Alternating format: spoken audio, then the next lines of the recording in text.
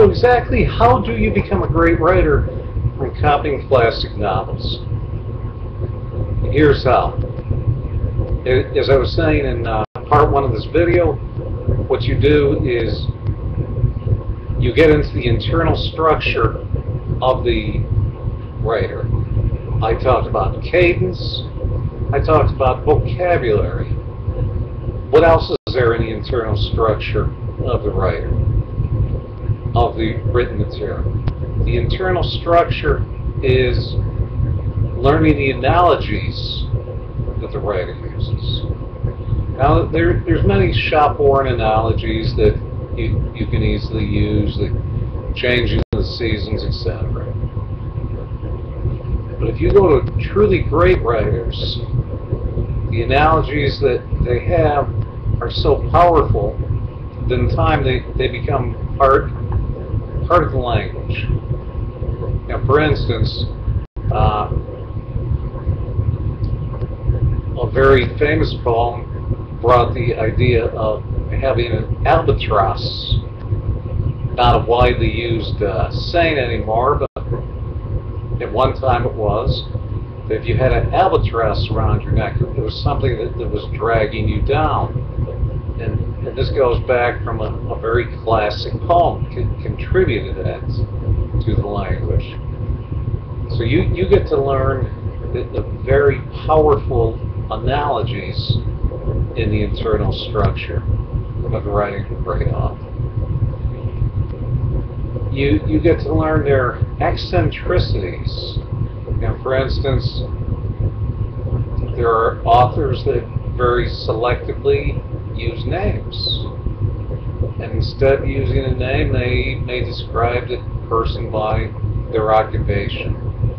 One famous writer referred to people as the attorney, the accountants. And that's a very unique internal structure. So as you dig deeper into the internal structure of the writer, you get to see what draws the writing in, what makes it unique. So there's many facets of that you explore. The third benefit that you achieve by hand copying after the commitment, after learning the internal structure of the author, is it starts to become readily apparent to you that the author has a certain game plan that they're drawing it along.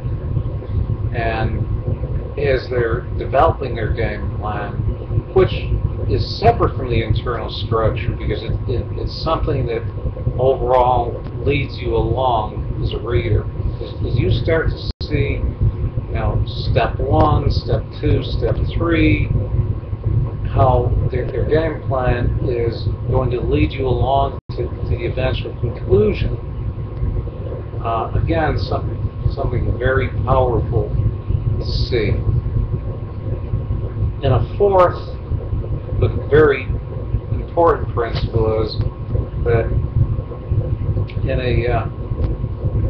a high-tech environment of 2013, when it's very easy to have our thoughts atomized down to the last bit of text on a text message, the latest Facebook, anything that immediately breaks our focus. This brings us back into that longer focus, that ability to tap into those creative reservoirs that we've all been blessed with. Consider this. When the Lincoln-Douglas debates occurred in the late 1850s, the debates would take hours, and people would drive.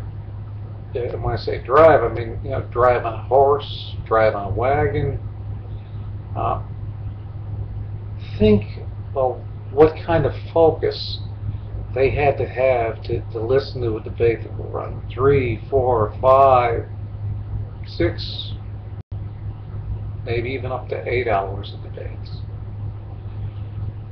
This was a mindset